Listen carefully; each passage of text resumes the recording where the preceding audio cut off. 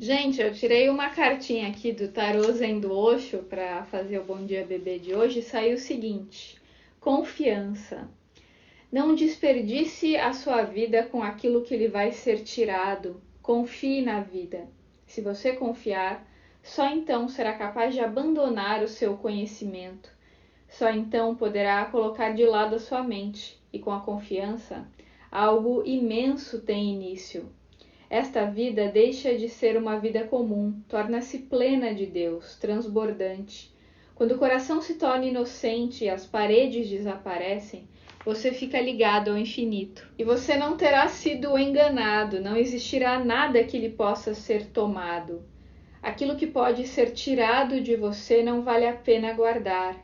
E aquilo que não há como ser tirado de você, porque haveria alguém de ter medo que lhe seja tirado? Não pode ser levado, não há possibilidade. Você não pode perder o seu tesouro verdadeiro. Eu amo esse texto do Osho, para mim ele tocou muito meu coração. Eu já li essa carta inúmeras vezes e sempre ela me toca muito, porque se a gente for observar, a maioria dos nossos medos, seja medo de fim de relacionamento, medo que um ente querido morra, medo de perder dinheiro, é sempre um medo da falta. Medo que algo que não é nosso, né, nos seja tirado. Inclusive, ontem eu postei no Telegram uma live do Doutor Espanhol, na qual ele dizia exatamente isso, que pessoas muito ricas muitas vezes acabam tendo um karma muito difícil, porque às vezes ter muito dinheiro é complicado, porque a pessoa fica com medo de perder. Teve gente que interpretou que essa fala dele era uma fala contra a prosperidade. E eu não entendi dessa forma. Eu entendi que ele estava criticando a possessividade. Não é um problema ter posses, o problema é a possessividade, como diria o Osho. O Osho mesmo, ele tinha uma vida financeiramente muito próspera, ele ganhava muitas coisas dos discípulos, isso não é nada contraditório com o que ele falava, pelo contrário, vai totalmente ao encontro do que ele falava, porque ele dizia que se a pessoa pudesse ter abundância material, a pessoa deveria tê-la, porque tudo que pode tornar a nossa vida mais confortável, é claro que é bom a gente ter. O grande problema não é a gente ter coisas, a questão é o nosso nível de consciência. Porque se você vai adquirindo coisas como um autômato para se autoafirmar, para esfregar na cara dos outros que você tem dinheiro, para ficar apegado ao material como se aquilo fosse seu e não algo emprestado para você cumprir a sua missão, esse é um problema. Então a questão não é o que você tem, é como você tem, é a sua consciência. E é impressionante como a gente sofre com tudo aquilo que pode nos ser tirado. Inclusive, é um pensamento oriental que eu já repeti várias vezes aqui, que vale a pena mencionar. Sempre que a gente está sofrendo em relação a algo, quando a gente vai observar mais profundamente as origens desse sofrimento, as raízes desse sofrimento, a gente vai perceber que tem ali na base um apego. Então, se você está sofrendo porque o seu relacionamento afetivo acabou, você vai observar profundamente, é porque você está apegado a algo. Se você está sofrendo porque você foi demitido, se você for olhar profundamente, é porque tem um apego a algo. É claro que quando você vive um fim de relacionamento, ou quando você é demitido, ou quando você vive a perda de um ente querido, é claro que você vai viver um luto, e é comum e é esperado que você passe pelos processos de luto. Mas se existe um apego ao sofrimento, né? Porque uma coisa é você vivenciar a dor, deixar a dor passar e bola pra frente, vida que segue, ok. Outra coisa é você ficar 10 anos, 15 anos repetindo a mesma história, sofrendo por aquilo, e numa postura um pouco passivo-agressiva, da coitadinho de mim, olha o que fizeram comigo.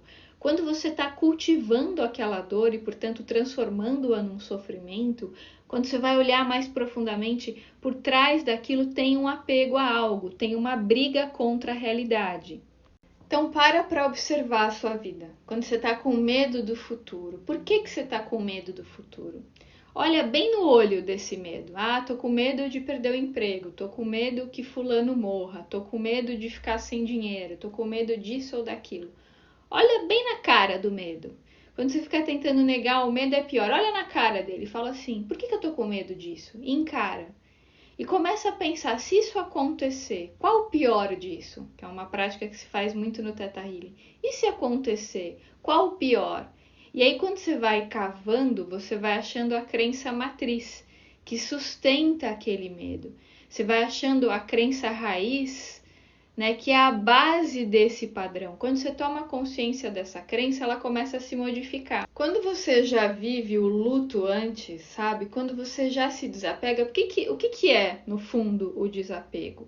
É quando você vive as coisas sem grandes expectativas, com entrega. Isso é raríssimo para a maioria de nós. A maioria de nós não é iluminado, estamos todos aprendendo e a maioria de nós tem muitos apegos por conta do medo. A ansiedade nada mais é do que o medo, né? Então, quando a gente é muito ansioso, a gente tá com medo do futuro. O que vai acontecer? Meu Deus, se acontecer isso, se acontecer aquilo, se não sei quem falar não sei o quê, né? A gente tá sempre tenso. A maioria de nós vive tenso, vive preparado para o pior. Quando a gente começa a encarar, tá, e aí se acontecer, como é que vai ser? Quando você encara essa realidade, não é que você está cocriando o pior, na verdade o pior já está aí dentro de você reverberando. Quando você encara, você traz aquela ferida à tona, você traz para a consciência, é aí que ela some. Então, um exercício que é bem interessante de se fazer em casa, você pode fazer sozinho, né? Se você puder fazer numa terapia de Theta Healing, melhor. Mas se não, você pode fazer você com você mesmo. Então, você fecha os olhos e se pergunta: qual o meu maior medo? E aí observa o que vem na sua consciência. O meu maior medo é de ficar solteira o resto da vida e não construir uma família, por exemplo, né?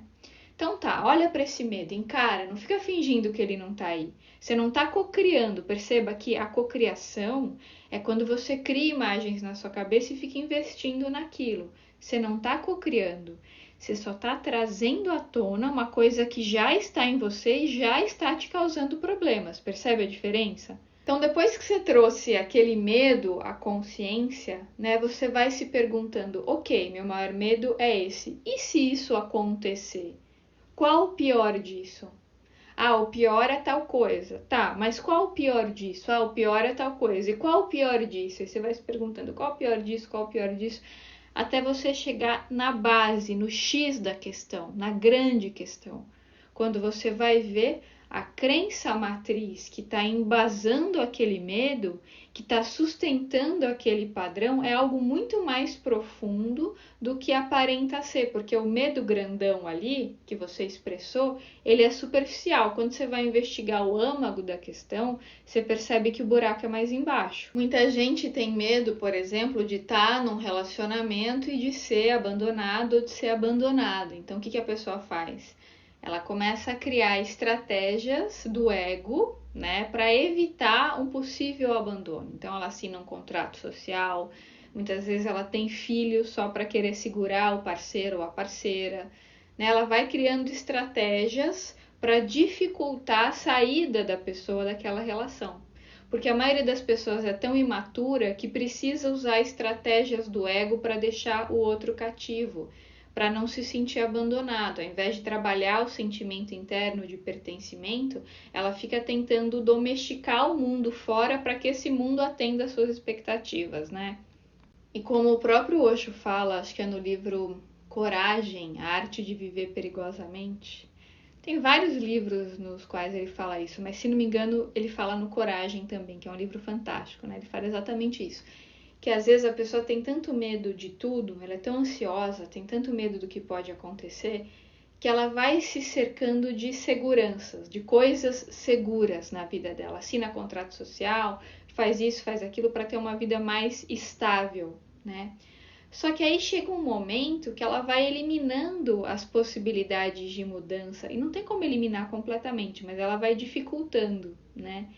E aí a vida dela fica tão morta, tão sem graça, que perde o sentido, porque tá tudo dentro da caixinha, tá tudo muito sistematizado. E esse é o grande problema das pessoas muito controladoras. Elas vão criando tanta regra, vão colocando a vida tanto dentro de caixinhas, que a vida vai ficando entediante, monótona, sem graça, sem sentido.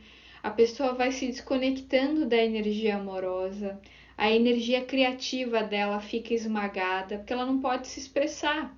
A vida dela está tão padronizada que ela não consegue criar algo novo.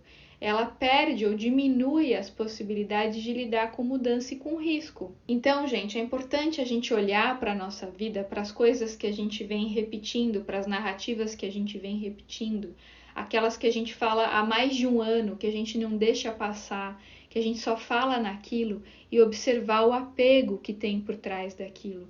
De que forma essa narrativa acabou se tornando uma muleta existencial para eu preservar um sofrimento que faz com que eventualmente eu receba reforço positivo, seja o olhar de pena de alguém, né? Seja algo que eu receba em troca pelo fato de eu ficar contando essa triste história da minha vida, porque é comum e é esperado que a gente viva lutos, mas quando eles demoram mais de 6 meses, 1 ano para passar, é porque existe um apego ao sofrimento.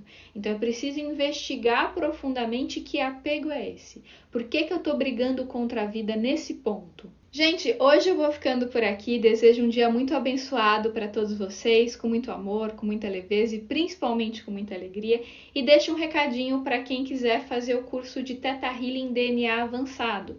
Se você já é um Theta Healer, se você já fez o DNA básico e quiser fazer o avançado, o meu pai vai dar esse curso online nesse fim de semana, sexta, sábado e domingo.